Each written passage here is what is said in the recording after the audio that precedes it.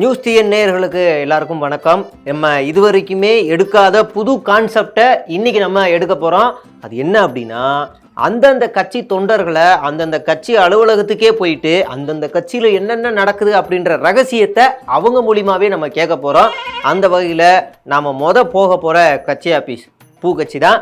வாங்க அங்கே போய் கேட்போம். வாங்க, இப்போ நம்ம பூக்கட்சி அலுவலகத்துக்கு வந்துட்டோம். இங்கே ஒரு தொண்டர் வந்துக்கிட்டு இருக்காரு, அவர்கிட்டயே நம்ம கேட்போம். சார், தம்பி, இப்போது ஜி ஏன் திடீர்னு கன்னியாகுமரிக்கு வராரு, தியானத்தில் இருக்காரு, என்ன காரணம்? அதாவது பார்த்தீங்கன்னா, நம்ம தமிழ்நாட்டுக்காரவங்களுக்கு வந்து பார்த்தீங்கன்னா, காலைல எந்திரிச்சோடனே ராசி பலன் பார்க்குறாங்க, நல்ல நேரம் எது கெட்ட நேரம் எதுன்னு அதெல்லாம் பார்க்குறாங்க. இது இல்லாமல் வந்து பங்குனி பௌர்ணமி எல்லா நமியும் பார்க்குறாங்க. நல்ல தெய்வீகமாக இருக்காங்க, பக்திமயமாக இருக்காங்க. ஆனால் நம்ம ஓட்டை மட்டும் போட மாட்டாங்க அப்படின்ற கடுப்பு எங்களுக்கு இருக்குது. அதனால் சென்டிமெண்ட்டாக தான் இவங்களை அட்டாச் பண்ணணும். ஏன்னா சத்தியத்துக்கு கட்டுப்படுறாங்க. சத்தியம் பண்ணி எனக்கு தான் ஓட்டு போடுவியா அப்படின்னா சத்தியத்துக்கு கட்டுப்படுறாங்க.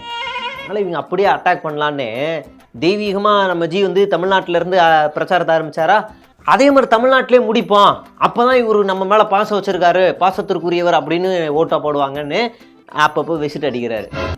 அப்புறம் அந்த 4 கோடி விவகாரம், அதில் என்ன பிரச்சனை ஓடிக்கிட்டு இருக்குங்களா? அந்த 4 கோடி விஷயத்தில் மெயினாக மாட்டியிருக்கிறது நம்ம நாய்னாவுக்கு வந்து பார்த்தீங்கன்னா கட்சி தாவி நம்ம கட்சிக்கு வந்தவர் தான். அதனால அவருக்கு பல கட்சிகளில் பல பேரை லைட்டாக தெரியும். உள்ளே இருக்க கட்சியை நம்பினா நம்ம வந்து கழட்டி விட்டுருவாங்க. அதனால் நம்ம வெளியில் இருக்க கட்சியிலே உதவி கேட்போன்னு ஆளுங்கட்சியில் லைட்டாக உதவியை கேட்டு வச்சுக்கிட்டு இருக்காராமா. என்னை எப்படியாவது இதுலேருந்து காப்பாற்றுங்க அப்படி இப்படின்னு பேசிக்கிட்டு இருக்காராமா. அது ஒரு வழியாக முடிஞ்சிடும் அப்படின்னு தான் நினைக்கிறேன். ஆனால் அதில் மெயினாக இன்னொரு முக்கிய குற்றவாளி மாட்ட போகிறாப்புல. இந்த கலரில் ட்ரெஸ்ஸு போட்டுக்கிட்டு இருப்பார்ல, அவர் வந்து மாட்டுவார்னு பேசிக்கிறாங்க. உள்ளே ஏதோ பேசிட்டு பிரச்சனை ஓடிக்கிட்டு இருக்கு. தெரிஞ்சிடும், நாளைக்கு வேறு சம்மன் அனுப்பியிருக்காங்கல்ல, தெரிஞ்சிடும். சரிப்பா, இப்போ என்னென்னா இந்த ரிசல்ட் வரப்போகுது இன்னும் 4-5 நாளில். ஒரு 10 சீட் ஜெயிப்பீங்களா? 5? சரி, இது அழாத இரு. என்ன கேள்வி கேட்டான், தப்பா அதுவும் கேட்க. சரி, இரு, அழாத. சரி, நம்ம நேர்களை நம்ம அடுத்த கட்சி ஆஃபீஸ் போயிடுவோம். நியூஸ் டிவி நேர்களே, இப்போ நம்ம வந்து வந்திருக்க கட்சி என்ன அப்படின்னு பார்த்தீங்கன்னா உங்களுக்கு தெரிஞ்சிருக்கோம். நாம் தம்பிகள் அந்த கட்சிகளோட வந்திருக்கோம். ஒரு தம்பி வராப்புல. தம்பி வாங்க, உங்கள்கிட்ட தான் பேசுனேன். இப்போது அண்ணன் திடீர்னு விஜயை பற்றியே பேசிக்கே இருக்காரு. என்ன திடீர்னு நாளைக்கு கூட்டணி வச்சிருவீங்களா? ஏன் அவரை பற்றியே எல்லாரும் கட்சிக்குள்ளே பேசிட்டே இருக்கீங்க, என்ன காரணம்? அதாவது பார்த்துக்கிட்டிங்கன்னா அண்ணனுக்கு வந்து ஒரு மாதிரி வெக்ஸ் ஆகிட்டார். இப்போ திடீர்னு எல்லாருமே கட்சிக்குள்ளே வராங்க, அரசியலில் வராங்க, அடுத்த முதலமைச்சர்னு சொல்கிறாங்க. இப்போ அண்ணன் தான் 10-15 வருஷமாக கத்திக்கே இருக்கார். எல்லா சின்ன பசங்களும் மண்டையை கழுவி நம்ம உள்ளே வச்சுருக்கோம்ல. அப்படின்னும் போது இப்போ திடீர்னு உள்ளே ஒருத்தர் வந்துட்டாருன்னா இங்கே இருக்க கூட்டாங்க போயிடுச்சுன்னா என்ன ஆகும்? அதனால என்னென்னா இப்போவே லைட்டாக அப்படியே பேசிக்கிட்டே இருப்போம், அந்த கூட்டத்தை நம்ம பக்கம் திருப்பிடுவோம். நாங்களாம் கூட்டணின்னு பேசிக்கிட்டே இருந்துட்டு கடைசி நேரத்தில் தம்பியும் விலை போயிட்டான் அப்படின்னு தளபதியை ஒரு குறை சொல்லி விட்டோன்னா அந்த கூட்டம் நமக்கு வந்துடும் அப்படின்ற ஒரு யுத்தியும் ஃபாலோ பண்ணிக்கிருக்கோம்.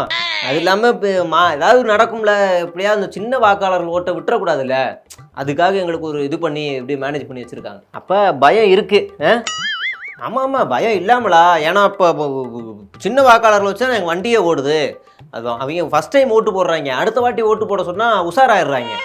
அதுக்கப்புறம் மறுபடியும் புது வாக்காளர்களே பிடிக்க வேண்டியதாக இருக்குது. அது இருக்கிறதையும் விட்டுற முடியாதுல்ல, அந்த இதுக்காக நாங்கள் வேலையை பார்த்துக்கிட்டோம். சரி, இப்போ உங்கள் அண்ணன் உங்களுக்கு ஏதோ ஒரு டாஸ்க்கு கொடுத்துருக்காராமே, ஏதோ களப்பணி ஆட்டுருங்க அப்படின்னு, உறுப்பினர் பதிவா என்னன்னு தெரில, அது என்ன டாஸ்க் அதை சொல்லுங்கள்.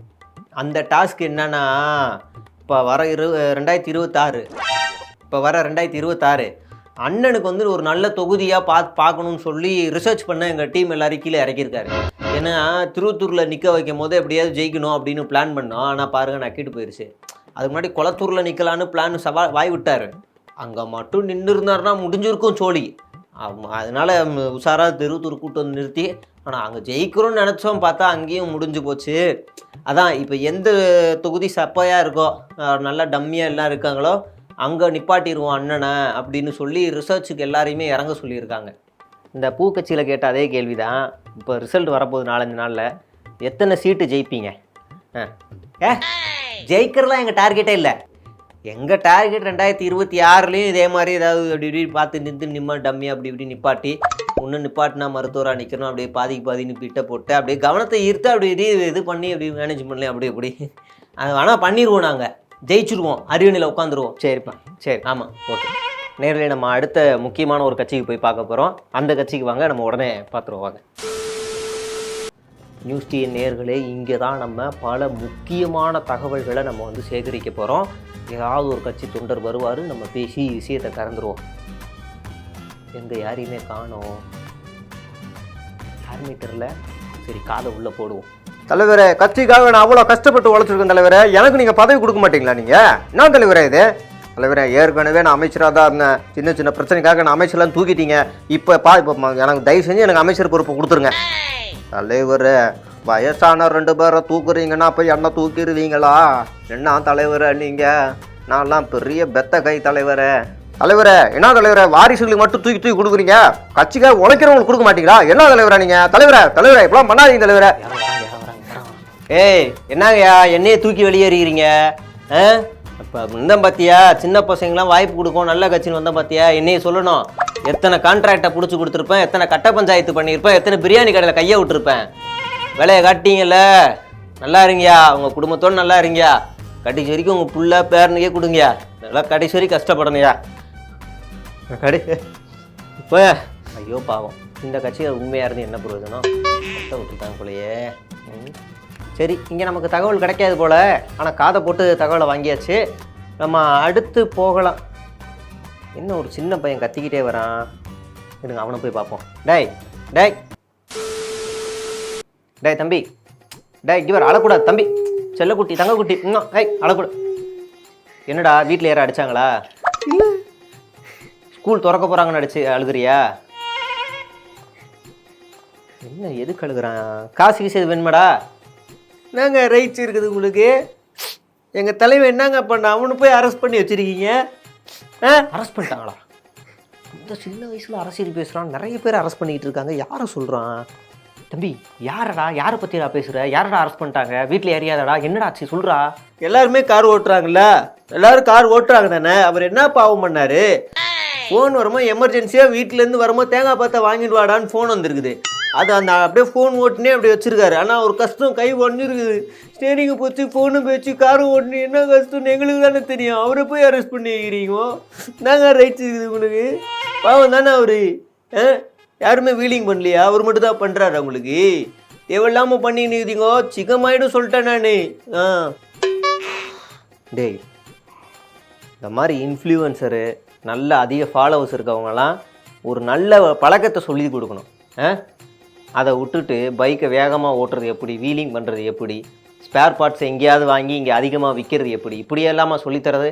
இப்போ அது இல்லாமல் ஒத்த கையில் ஃபோனை வேறு பேசிட்டு இது வந்து நியாயப்படுத்துறீங்க. குட்டி குஸ்மாஸ் போடா. ஸ்கூலுக்கு போகிற வழியை பார்க்காம சப்ஸ்கிரைபர் வேறு இதில்.